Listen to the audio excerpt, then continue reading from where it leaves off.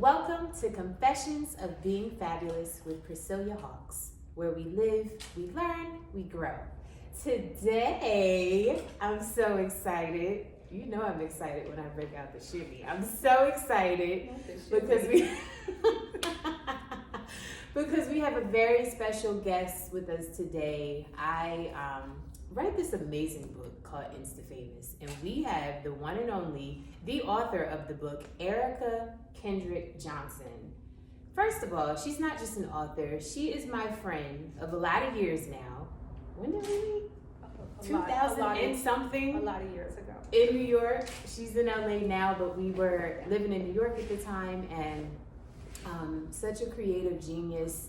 And I remember looking up to her because I had just moved to the city and she had already, started kind of like pursuing her things. And she had success and she had, events that she was doing and just all different things. So I was really, really excited years ago when I met her. And so fast forward many more years. And I've been following her journey, and this is her latest creation, Instafamous.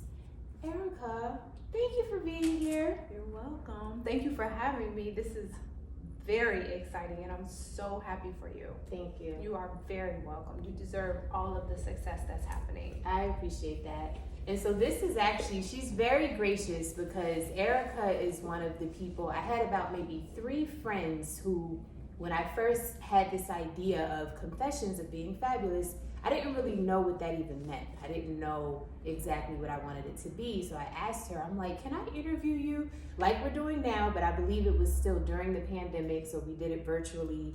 And that interview was amazing. But I didn't do anything with it because I didn't really have a plan. I was kind of just like, I had this idea. I think I need to interview people. So she allowed me to be, she basically was one of the guinea pigs, her and 2 other friends. So thank you for that. So always.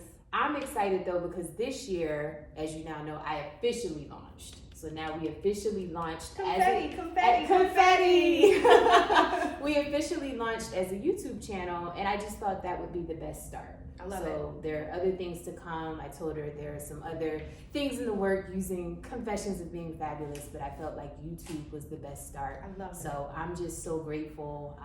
You've always been an amazing cheerleader as always. A friend. She was a cheerleader in real life, by the way. I'll let you share that if you want to when we get into it, but she's always really been a cheerleader as it relates to pursuing whatever it is that you say that you want to pursue. So today is special for me because now here we come full circle, Confessions of Being Fabulous, but I'm actually launched. I think I have over like 180 something videos at this point on YouTube. I'm still trying to understand like editing and stuff like that, but anyway, thank you so much for being here. You've been a cheerleader for me and I appreciate it. So I want to be a cheerleader for you and for this book. So let's jump into it. The book is called Instafamous. Please get it. Now, I will say, I believe it's supposed to be for middle school age girls, between the ages of 8 and 12. But Perfect. Tell us a bit about your, audience before I give them a quick synopsis of the book. No, that's perfect. So the publisher says ages 8 to 12. Okay. But this is my 3rd book in the middle school universe where these kids go to school. So It's not a 3-book series necessarily. We just say this in the same universe because all of the kids in each book go to the same school, and then the characters will often overlap. Okay. So if you fell in love with the main character from the 1st book, she shows up in the 2nd and the 3rd, and it's kind of like, and the teachers are the same. And tell them about that Squad Goals and Cookie Monster, right? Yes. I know. Now, I'll admit, I didn't read those cover to cover like this one, but so tell them a bit about the other 2 just to kind of set up this one. Okay, so we are today, you said in LA, we're in Santa Monica, which is so special because the fictitious school that they attend, Valentine Middle School, is set in Santa Monica. Right. It's supposed to be like 5 or 10 minutes from like literally where we are right now. So like that's pretty exciting. And the 1st book is called Squad Goals, and that follows Magic Olive Poindexter. And she just turned 12, and she comes from a cheerleading family. And they have a long legacy of being cheerleaders. Like her grandmother was like the first Black cheerleader at the school, on the school's team, the Honeybee Cheerleaders. And then her mom was a Laker girl. And then her sister, who's 18, Fortune, is an LA Laker girl now. She's actually the captain of the team. Nice. And so Magic's like, I'm 12, it's time for me to step into my legacy. It's time.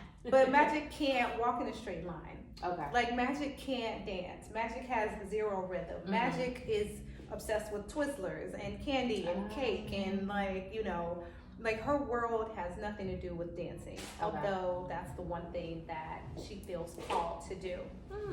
Interesting. Long story short, her family is behind her, of course. The family is fabulous. It is like a fabulous, like, I want them to adopt me. But very supportive and loving and kind and generous of spirit. And so she has to audition, and that means going to cheer camp at Planet Pom Poms in Malibu, where she goes with her best friend, and then she loses her best friend because her best friend gets bitten by the fame bug because she was a child star, and she meets this group of what they call misfits, and they're auditioning to be part of the honeybees, but then they get labeled as the stumblebees because they're anything but the stereotypical cheerleader types, like. One is in a wheelchair, Winnie, and one is partially deaf, and one is very rough around the edges. She can dance, but she's a street dancer, so like all of her like dance moves come off very hard. Got it. And then there's Magic, who can't dance at all, and is not fit or in shape, and would rather have a bowl of macaroni and cheese than a salad, like for fuel. Right. Anyway, so it's very sweet, very fun, very funny. And then there's Cookie Monster. So the character Brooklyn Ace, who's a little rough around the edges with her dancing, she's the star, the protagonist of Cookie Monsters. And so in addition to being a cheerleader, she's also a scout. And she also attends Valentine Middle School like everyone else does. And her mom died a year ago. And so her and her mom took cookie selling season very seriously. It was their mother-daughter thing. You just brought some context into something that I read. Because you don't have to have read the other two to read Instafamous, but if you did read it, then it's like, oh, I get it. Extra insight. Got it. Okay. So it's cookie season again, and Brooklyn decides that she's going to be the #1 cookie seller in the Santa Monica district to honor her mother. Nice. And she's got her own squad, and they're the Scout Squad, and they together put all of their energy and their might into making this big dream for Brooklyn come true. And so that book is fabulous because I think it's fabulous because it is very girl boss. And so it teaches like sales and marketing and branding, and it teaches them, like, her grandma has moved in with her and her dad since her mom passed, Betty Jean. And Betty Jean is like the superstar for the cosmetic brand. And so she won the pink Cadillac and drives it all around Santa Monica. And so she gives them basically like a little boot camp on what it means to be an entrepreneur. So I love that for all the girl bosses who are like, I want to start my own clothing line. Absolutely. Or I want to start my own like online jewelry store on Etsy or whatever it is. And so they're amazing. But Brooklyn deals with generalized anxiety.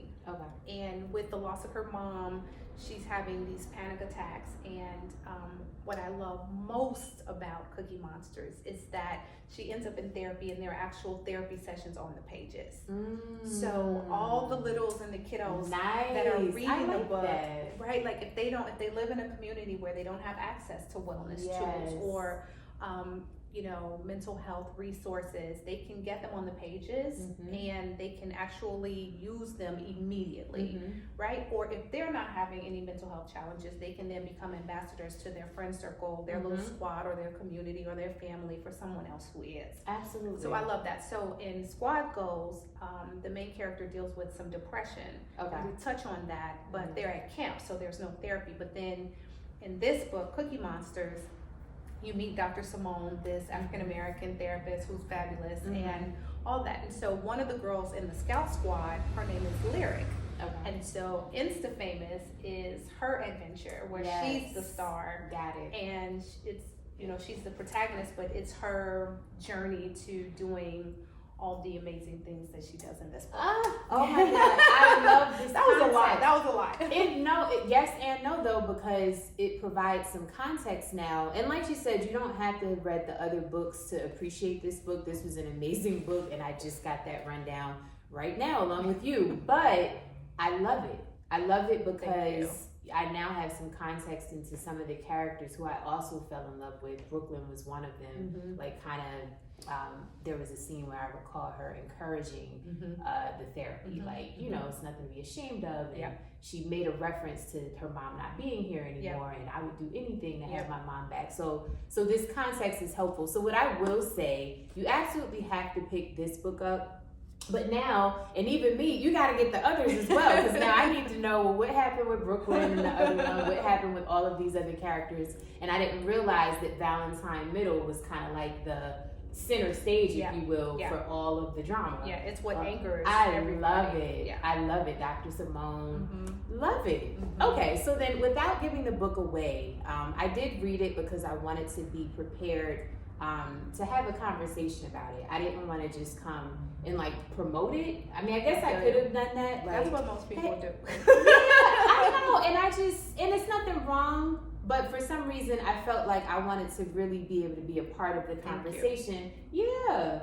First of all, she's a dope writer. Like, let me just say, I'm not 12 years old, but I legit could not put this down. Like, I wasn't able to read it as quickly as I wanted because I had, I think, a goal of like 30 to 60 pages a day. Just from the time that I got it, I looked at the date, the countdown to when I was coming here, and I'm like, all right, if you do 30 to 60 a day, you'll get through it. And then I ended up doing a nice chunk of it, to be honest, finishing last night right here in Santa Monica. So I was kind of excited about that. I know that's corny, but I was so excited to finish that. I was excited to finish it in Santa Monica because I just had a feeling. I'm like, I have a feeling like I'm going to want to close this out in Santa Monica. So I didn't go to the pier. I was going to go to the Santa Monica pier, find a bench, you know, something like that and finish. But instead I was at a coffee shop, not too far away. But this book, to me, was so amazing because while it may have been written for middle school age girls, I really appreciated it as a 42-year-old because I don't feel like when I was 12 years old, there was anything that I had ever read that introduced me to concepts about, you know, therapy, concepts around thoughts that I'm having that I don't know what to do with, concepts around anxiety, but yet I experienced all of the things that these girls experience. Yep. Thoughts around, you know, fame. Now, again, I don't want to give this away, but in this book, the main character, basically she is a singer. She's a 12-year-old singer. She's amazing. She knows she's amazing. Everybody knows she's amazing. And we're laughing because that has meaning, which you'll see when you read the book. But she knows she's amazing, and she kind of has her own plan for how she's gonna blow up, and that's what this is about. Her mom didn't necessarily, you know, agree with her plan, but she had her plan, and she went about her plan. So you get to see her go through all of these stages of wanting it, you know, desire. You get to see her, you know, going through a process of now being within arm's reach, and it almost being taken away from her. You get to see her kind of sort of getting right there. So now she got the big head. You know, you get to see all of these different layers, which again, our kids are going through this. Yeah, a 12-year-old, a 13-year-old, and that's kind of right when you're officially, I guess, a teenager at 13, but 12, you know, you're preteen, you're a teenager. So you're experiencing all of these things. And I know when I was 12, I feel like so much of the things that I've read in here, at one point in time or another, I'm like, I can relate to that. Absolutely. You know, like feeling like the plan that I have is different from the plan my parents may have. But what do I do with this information? Because I'm 12. Because I'm 12. Now, I will say I'm grateful that I grew up with parents who were very supportive. But even in the book, as we'll see, her mom was supportive. But it's not always about what is. Sometimes it's about our perception and how we perceive, you know, what support looks like. Or how we perceive, you know, how another person is treating us. It could be that they're treating you just fine. But because of your previous, life experience, you may tell yourself, oh, when somebody does X, Y, and Z, or this person looked at me sideways, they don't like me. And that may not be the case. Yes. So all of that to say, yay to the book, get the book. But let's jump into a little bit of kind of the motivation behind. Now, I know you personally, so I think I kind of know the answer, but share with the audience, how does one come to write this book and really the whole series where you're introducing these very adult concepts, but in a relatable way? What made it, I guess, what was placed on your heart to make you want to do that? Well, first I'll say thank you for reading it. Yes, no, I loved it. Genuinely, I loved it. I really did. What I end up hearing from a lot of adult women specifically is that they read it. Yeah. And a lot of them read it as testers for their children. Let me make sure I want to give this to them. And then they get into it, and then they get the next one, and then they get the... Because they're like, I love this. I love it. It really speaks to me. I'm getting Cookie Monsters. I'm getting Squad Goals. I'm adding that to my bedside. But like that is truly appreciated because I write it for... So you said very adult topics, but that are relatable for younger people. I write it for us. Wow. I don't write it for the Spoiler 9-year-old reading it. Like the 9-year-old, I'm glad that, so that's the truth. And I don't know if other children's authors or middle grade authors write that way. Okay. But I do because I write what I would want to read. Yes. And so as I reread the chapters, like during one of the many editing processes, I'm like, I have to be engaged, and it's got to grab me and hold me, and then make me want to just keep turning the pages, because sometimes it's time to put it down. My eyes hurt, or I'm tired, or hungry. So there's that. So thank you for that, and thank you. And if you've read any of my middle grade novels, thank you so much for that, because I have written them for us. But then I make sure that it's accessible for the 8, 9, and 10-year-old. What made me want to, so first of all, I grew up in an era where we didn't have Black kids on book covers. That's just the reality of what it was. And there weren't a plethora of Black authors out there writing for us as children that we could devour their books. Yeah. So I try to have a middle grade novel come out every year. Okay. I try so that as the kids are aging up, there's something for them to read from this particular writer, because now there are other middle grade authors that are Black or brown, and they know what they're getting. They know the characters. They can jump back in, and so that I think is kind of magical. I started writing these characters because of what I went through as a kid, right? So I was gonna ask you about that. What inspired this specific? I tell every aspiring writer, write what you know. Start there. Okay. You don't have to stop there or stay there, but start with what you know, what you've been through, what you've seen, what you've experienced, because then it's more authentic on the page, because you can really tell that, right? So with Squad Goals, so I was a cheerleader, like you said. I went all the way in cheerleading to being a cheerleader for the Chicago Bulls. Right. But I wasn't always graceful. I wasn't always. Were you lyric at one point? You know what? I can't see you being lyric. No, magic. I was magic. I can't sing, Priscilya. You are the songstress. I was never Miss Lyric. Ever. I was more like magic. I was awkward. Okay. I was very, very chubby. I carried that baby weight into not being a baby anymore. Okay. I had rhythm. And I enjoyed dancing, but I was not a dancer. And I had been dancing since I was 3. Okay. It was the sport that my parents put me into. Oh, gotcha. Okay. So when I was 12, I was awkward, and I was not comfortable in my skin. And I wanted to write, what does that look like for someone who comes from a family where the trajectory is very much dancing, and you can switch that out for anything. It could be singing, it could be playing the violin, it could be skateboarding, but for Magic Olive Poindexter, it was dancing. And so I wanted to tell that story. And I also wanted to tell the story of these dynamic kids that she meets Yeah. that are all told at one point or another, there's no way you could be a cheerleader. Yeah. Like, you're in a wheelchair. Like, what are you even trying to do? Right? But there are these women in this on this cheerleading team called the Rollerettes, and they're all in wheelchairs, and they're fabulous. They're fabulous. And I was like, oh yes, I gotta put her like on the page, and she has to do the things. Let me ask you something. Was it important for you to have characters that would be characterized as like other? You see what I'm saying? Like, okay. Absolutely. I love that.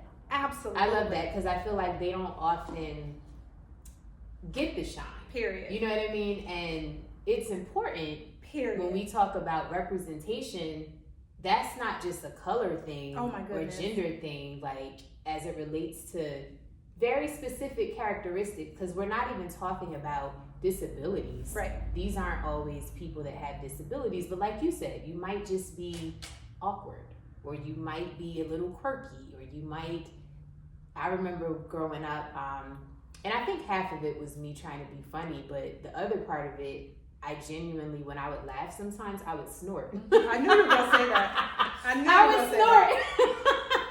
And that was kind of like my way of sometimes being goofy, and I know sometimes I did it on purpose, but then sometimes I didn't do it on purpose because it had become like a thing, and I didn't really mind. But I remember there was a point where I'm like, oh, this is problematic because somebody told me it was problematic. You see what I'm saying? I totally see what you're saying. But prior to that moment, I wouldn't have known because I had, you know, a support system around me. Right. You see what I'm saying? So I love how you even wrote, you're talking about the other books as well, but in this one, the same theme of like this support system by way of friends and family and people that are around you. And so they don't make you feel like other. Right. You see what I'm saying? Absolutely. I love that. Absolutely. I love that. So it was important that people could pick up the book and find themselves. Yeah. Right? Like there's so much diversity. Yeah. Like in Squad Goals, for example, you're going to find yourself somewhere in there. Okay. Cookie Monsters for me was important to write those characters because I had been a Girl Scout growing up. It was one of the activities, the co-curriculars that my parents threw me in because it was part of school. I guess extracurricular. But I was the #1 cookie seller for 4 years in a row, starting at the age, I think like 10 to 14 or something. And then I won so much that I had to take myself out of the running so somebody else could finally win. Wow. Oh yeah, they got sick of me. They got sick of me. And because we had it down to a science, right? But it was all running a small business. What to do. Yeah, we were running a successful small business. And we knew how to market it. We knew how to and we got to the point where people would, and this is decades ago, but we got to the point where people would call us for their cookies, right? Wow. Like we didn't even have to go out and sell like we did the first year. Now everything is digital. Everybody sells cookies. Like it's not a thing. But back in the day when you literally, like I remember being at the bowling alley, like trying to sell cookies to the people in the lanes, which is actually what Brooklyn does in the book at one point. But I wanted to tell that story of like, you know, how do you learn how to run a business? Yeah. Right? Like as a girl boss. And I wanted all of the kiddos reading to now know if in fact I wanted to start this small business. Like back in the day it was a lemonade stand, but today I mean kids are like they're doing the darn thing, and it's like, okay, I can do this now. I've got some foundational understanding around what it takes to launch a business, right? And then they go and they learn more, but at least at the core of everything they've got the tools. And that to me is amazing. That's important. That's amazing. I mean, you're an entrepreneur, you know how important that is. Like somewhere, somehow, somebody gave you permission to start your own thing. I always say I am blessed in the sense that I grew up with parents who are entrepreneurs. So for me, I was around it. So it was just a very natural, like, you're supposed to do it. Now, I will say, you know, again, going back to parents sometimes having a plan that's different from yours, I think, like all parents, I'm a mom now, like, you want to protect your kids. So they still wanted me, like, when I moved to New York, you know, and I'm just kind of, like, out there. Well, the plan wasn't to just be out there. The plan was to work for some huge law firm first and then venture out. But the economy wanted to crash in 2008. So there were no jobs for me anyway. There were law firms at that point going out of business that had actually been around for decades. So all of that to say, like, I got it from them, but they still, you know, were sometimes kind of like, well, maybe you should just. I feel you. Because it's safer and stuff like that. But I think that what's special is even if you don't have the validation, if you some kind of way are able to dig deep, and as you told me years ago, validate yourself. Period. That ultimately, in my humble opinion, is all you need. Period. And that's going to start you down the path. And it really ultimately comes down to your belief in yourself. But my goodness, you are lucky and blessed in all of the things if you cultivate a support squad as you go. Like, the tremendous blessing it is to have people that believe in you and buy into your vision, especially for those times when you're like, what am I doing? What am I doing? Like, what makes me think I can do this thing? And they're like, what makes you think you that can't? You can't, exactly. And that's actually, so just to tell a quick story, and she was the first and maybe the only person that put it this way, and I was probably at that point a year in being in New York, and so I think you knew pretty early on, like, I wasn't just a lawyer, you know, and I knew that. I didn't even grow up necessarily wanting to be a lawyer. Like, I've always been a singer, you see what I'm saying? But then as I got in high school, I could tell I was also intelligent. So I'm like, okay, I have some other... You mean brilliant. Thank you. but I always knew that I wanted to sing, but I knew that there was a way that I was supposed to sing that might look a little different. If that makes any sense. It does. So I was just saying to you, like, you know, well, how do you know that you're on the right path? Or how do you know that you're, I think I said, moving in the right direction? Like, who do you listen to for, like, proof or something like that? And you were like, you validate yourself. Like, there's no one else to talk to about it. There's no permission needed. There's no conversation that needs to be had. You validate yourself. And I remember when you said that, I literally got goosebumps because I knew that was the right answer. That's the answer. You validate yourself. Ooh, that's the answer for you. That's the answer for all of it. That's the answer. That's the answer for all of it. That's the answer for where do I get my happy? Where do I go to find happiness? It starts within. Yeah. Where do I go to get vision around what this life purpose should look like? You go within. Yeah.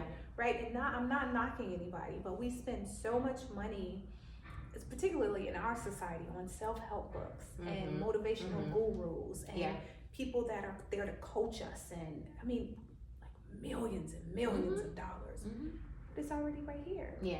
Right? And if we learn, especially at a young age, to tap into that and seek the validation from, like, our source. Like, we are source. Yes. And then we lean on our faith to sustain, right? Or we lean on our circle, family, friends, if you're lucky enough to have a support squad to sustain. But source is within. It's within. And to tap into that will leverage the abundance that we have as our birthright. And you had that as your birthright. And you still do. That's why I'm here. Not because I want to be on your show. I'm here because it's you. Yeah. And you deserve everything that's coming your way. But the thing that we forget to do is to be... I'm just the vessel. I'm just the vessel. Get this makeup. We're gonna stay. The thing that we forget to do, though, is to be obedient. Yeah. Right? And so we can label that as fear. We talked about this before the camera started rolling. Fear of success. Fear of failure. Yeah. Fear of the unknown. None of that is our problem. Right. That's not your problem. That's not your business. You're not supposed to worry about what's going to happen 5 years from now, 5 months from now. You're supposed to be obedient to the vision that has been put upon you. Oh, I like that. Obedient to the vision. That's your only job. One job. That's it. We have one job. That's it. And that is applicable to all areas. Yeah. If it's the vision of being a mother, if it's the vision of being a life source to your partner, if that's the vision of creating stories that can educate young people around mental health, mental fitness, around launching and leveraging their expertise to start businesses so that they don't ever have to depend on somebody else for livelihood. Whatever it is, you have to be obedient to the vision. That is your sole job. And the vision is often, so if you talk to people that are like uber successful, they'll tell you, I had no idea this was gonna happen. Right. Because the vision is given to you in nuggets that you can manage. Only that nuggets. you can handle. Yeah. And that's that way for a purpose. Because if you saw, like, I see. If you saw the whole thing, it would freak you out. You would freak the F out. I promise you. Yeah. I see it. Yeah. I see you. I see your greatness. I see your light. It permeates. And it's very different than what it was many years ago. This is remarkable, seeing the trajectory that you're on, but also the growth, development, and evolution that has happened just as a function of time and life experience. Yeah. But you can't see the vision, sweetheart, because you would probably pass out. Right? So your only job, our only jobs, are to be obedient to what is in front of us. In front of us today. And take one small step at a time. You just reminded me of, there's a line in here where Lyric is, again, going about her dream in the way that she thinks it's supposed to unfold. And I won't define this person because I really don't want to give pieces of the book away, but somebody says to her that they see her greatness and they see this and that. And then she said in her mind, she didn't say it out loud, but she's like, okay, I don't see what they see, but all I see is I'm this close to my dream and I'm about to lose it. And she was so fixated on that. She was just fixated on the fact that she wanted something, but it wasn't going the way she thought it was supposed to go. So she thought it was supposed to be like, I start here, and then I go here, and then I keep going, and I keep going. And it wasn't like that. So she started to basically doubt, like, okay, is this gonna happen for me? And the reality is that it can still happen. It was going to happen. It happens in all of our lives, but nobody ever promised us that it would be like this. So when it starts to be more like,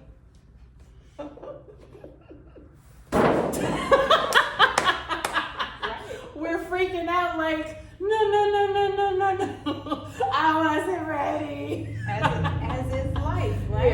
Yeah. Right? So that's what we all do. She had a moment like that in this book. So I really was excited about this book because it shines a light on social media. Yes. Right? Which is why, so from the title Instafamous, you can figure out that it's got something to do with Instagram or social media. Yeah. And so our kids it's their number one obsession, but also adults. Absolutely. Right? It's our number one obsession too. I know exactly where my phone is right now. Right? Like at every moment I know exactly where my phone is. My phone, and I got one eye on my leg. Yeah. So at 12, we don't have the developmental acuity to be able to say, I'm in too deep over here, let me pull back. Or I'm spending too much energy and time and focus on Instagram or TikTok or Snapchat or whatever the social media outlet is of the day. Well, I was excited because it teaches some of the downfalls of social media. And so when I tour at the middle schools, I'm usually in front of 4th, 5th, 6th, between 4th and 8th graders. Okay. And the one question I asked them since the book came out in October is, how many of you all have social media? Now, how old are you supposed to be before you're supposed to legally be able to access social media?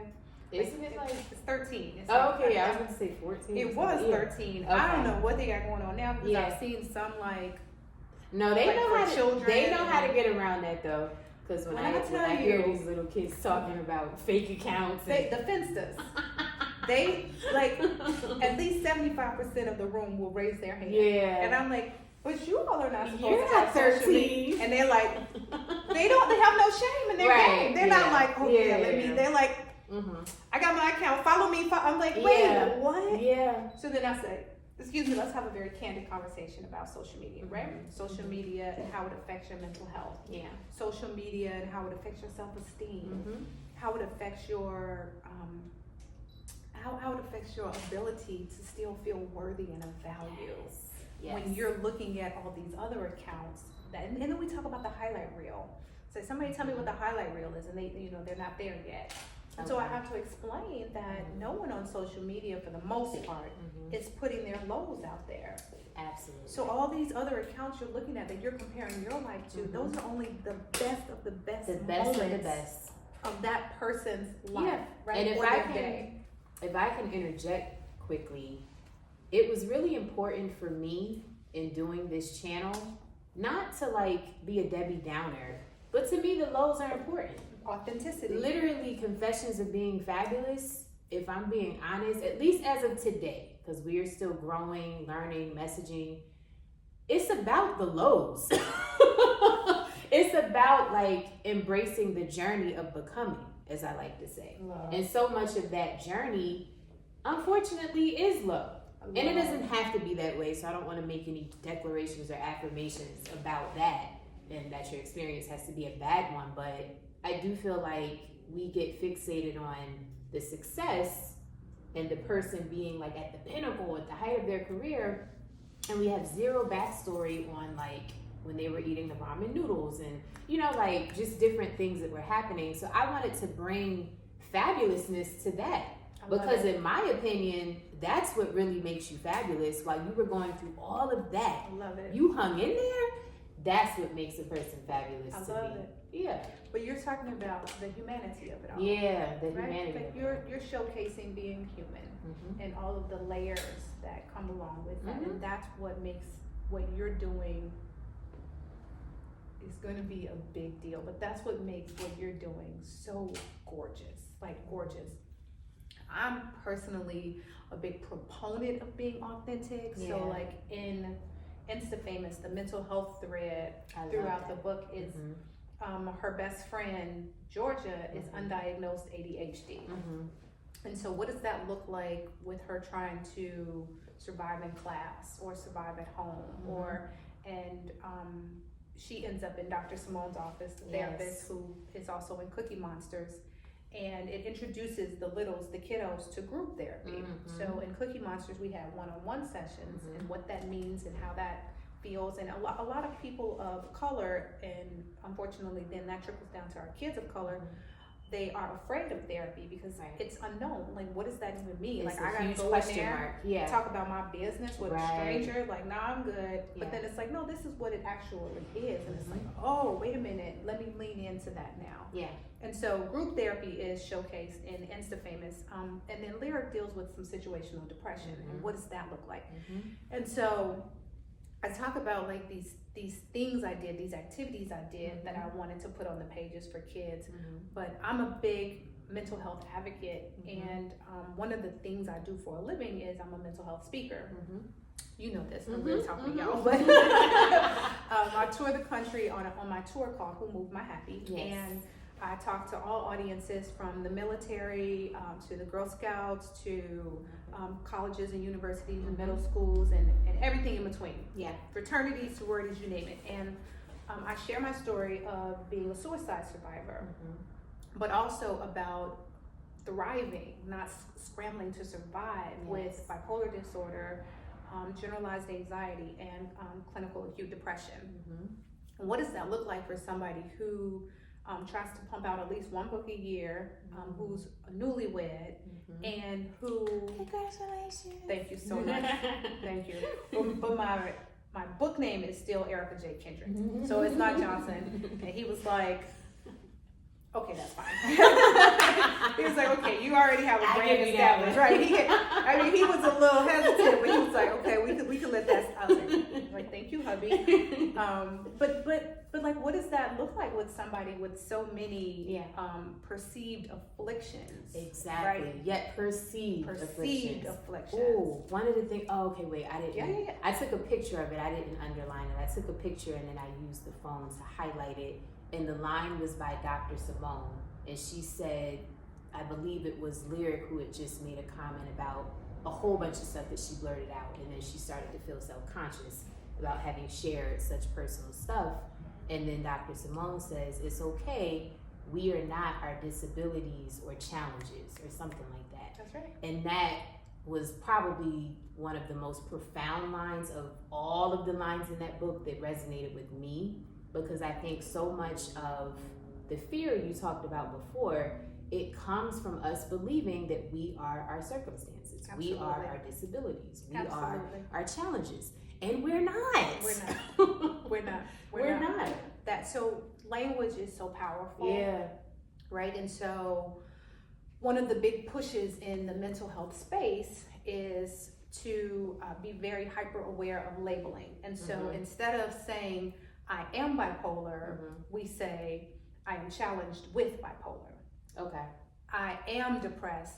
I'm struggling with depression because I am not that label, as you just said, right? Yeah. I am not that label. Yeah. I am not bipolar. Right.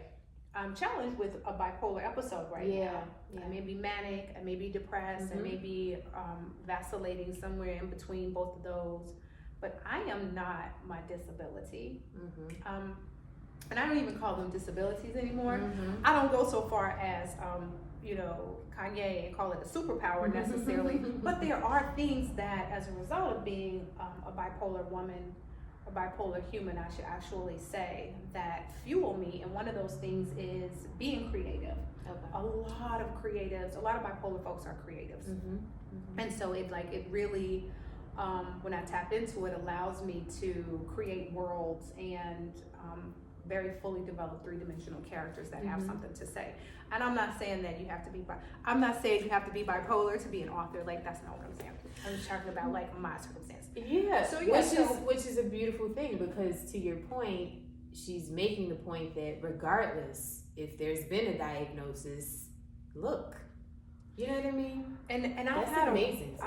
Thank you. But I also like to say the other side of that coin looks like a lot of challenging years. A lot of years spent trying to figure out how to fit the circle of me into the square of life. Yes. How do I do that when I'm not like the other ones? Yeah. And there was no clear path for someone who moved through the world the way that I did when I was younger, dealing with bipolar disorder.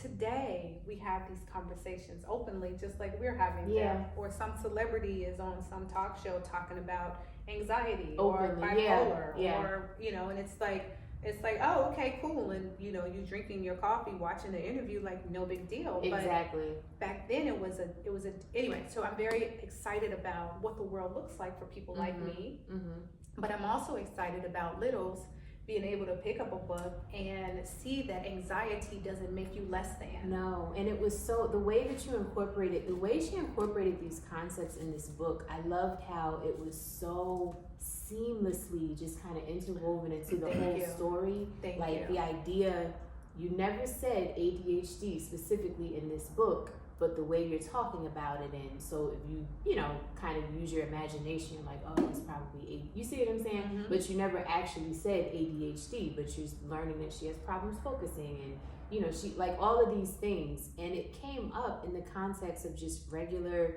12-year-old, 13-year-old girl banter. Right. And that is what happens in real life. They're just talking, and they're just realizing, oh, you do kind of like not really pay attention when I, like, that's how it happens. So I love, but she's literally bringing up these concepts in this book, but in a way that I feel like the reader, if the reader happens to be 11, 12, 13, they're going to be able to see themselves in that, like, oh yeah, I felt that way before. Absolutely. You know what I'm saying? And that was what I think, for me, it made the book feel so special.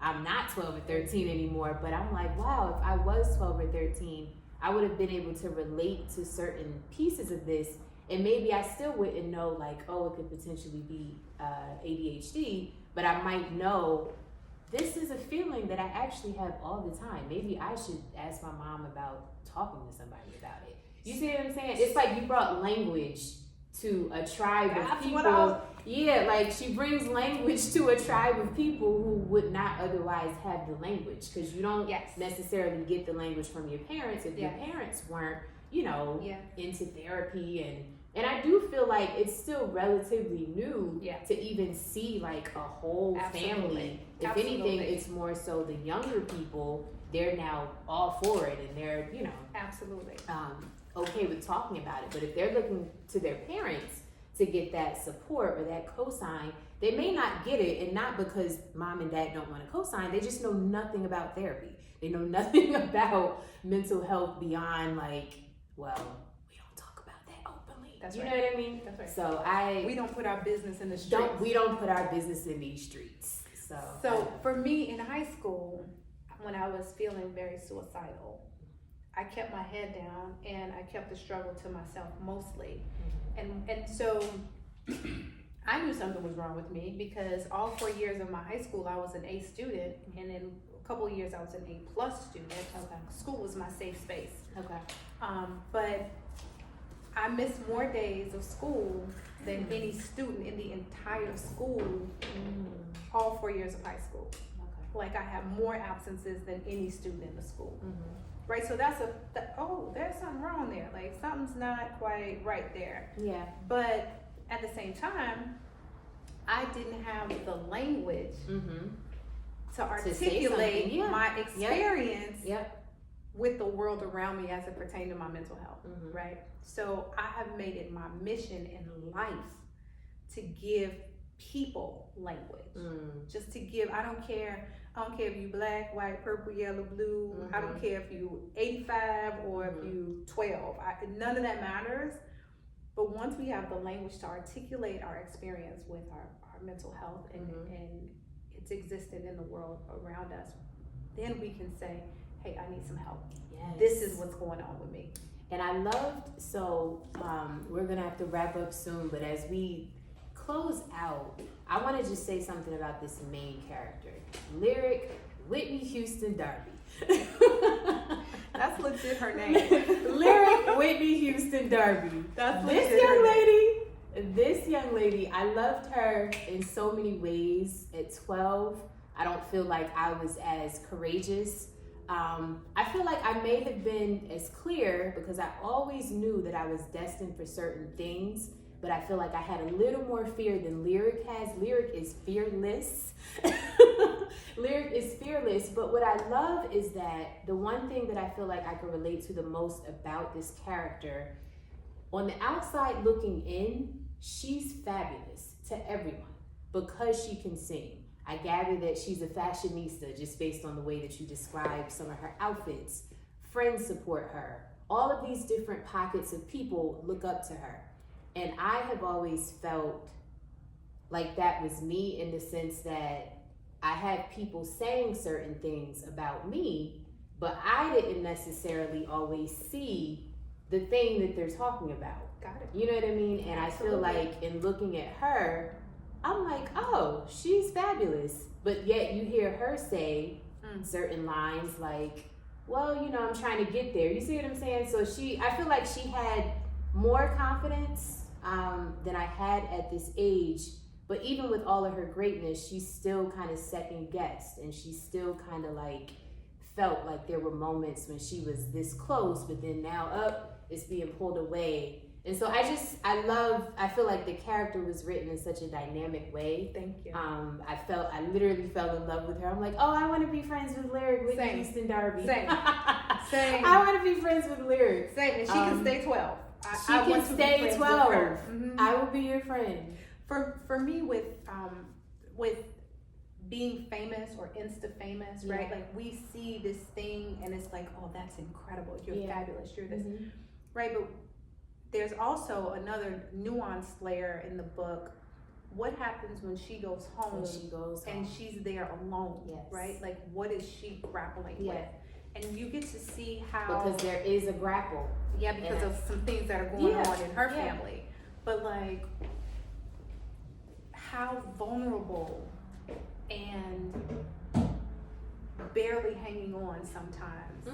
Even the great people, the fabulous people. And I wanted to show that. I really did. That's what made me, I love that part of the book, because the assumption is that with celebrities, and even if not celebrities, just like I said, people that right now. You know them. You can touch them. You have access to them. Or you walk follow down them the on street. social. You follow them on social, and the assumption is, oh, they're doing great, or everything about them is great, or whatever. And that is true, but you don't know what's going on behind closed doors. Right. You don't know what kind of demons or monsters, stinking thinking, as you reference in the book, is going on that can really, really be, unfortunately, having it where they're having a bad time, but nobody knows about it. So I like how this introduced this idea that someone this fabulous and amazing can actually be struggling with these things behind the scenes.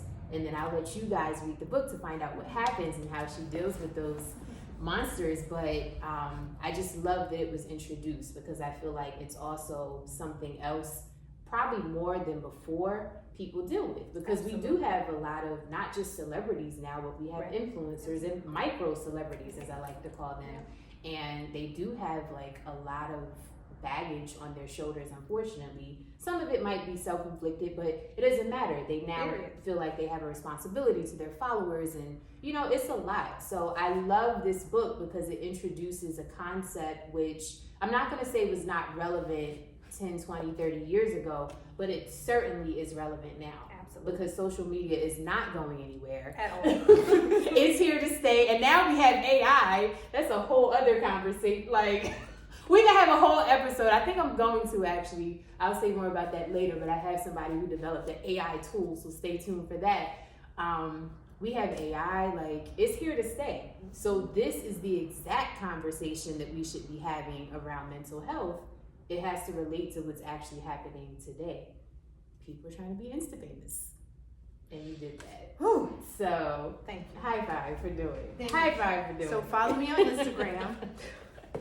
No, for real. Follow me on Instagram. Yeah. So you can follow me on Instagram at Erika J. Kendrick. Erika with a K. And like Kendrick Lamar, so just like Erika J. Kendrick. Follow me.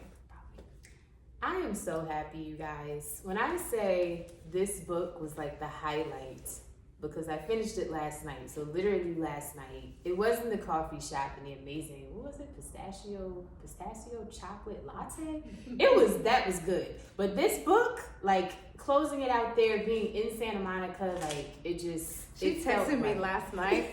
She texted me, she's like, oh my God, why am I crying? I was in this very public place. This very public place. So that made me go pick up the book to see like what she was feeling. Like I wanted to vibe with her, and I read the end, and then I put the book, and I had tears coming. I was right there with her. Yeah, no, I was crying at the end, and I think that just one other quick, like, I want you to read this. I'm not giving y'all all of the goodies, but this story also references a really big work of art that you all know about called The Wiz. And so I'm gonna just say that. And that reference and kind of being interwoven throughout everything was special to me. You got that? You got that? Girl, yes. So I put that, and I was like, everybody's not gonna get it. They're not gonna figure out. But you don't understand how I feel about The Wiz, though. I know so many of us. You don't understand how I feel about The Wiz. It's my baby, girl. Yeah, same. Woo. Okay. Same. We gotta go. But no, so just please get the book. And again, I am 42 years of age. I am not 12. But when I say that this book is required reading, like it did so many of the things. So I'm gonna stop talking now. You can see I'm excited. But Erika, thank you so much for writing the book, for having the courage to write the characters in the way that you did. I haven't read the other two, but I'm going to get those. For making Valentine Middle, now that's going to be kind of like my new BFF. I'm going to regularly check in to see what's happening with the students at Valentine Middle. That is the coolest thing. Yeah. Thank you so much. Thank you for being here. I really thank you for having me. Thank you for reading my baby. Absolutely. So guys, get the book. I'm excited. I'm hoping that we will hear more from Erika and about Erika and all that she's doing. I'm going to possibly be launching a gratitude tour that I'm going to talk to her about and see if she can somehow be involved in that. So stay tuned. But thank you again for being here. I wish you lots of fun, laughter, abundance in your life.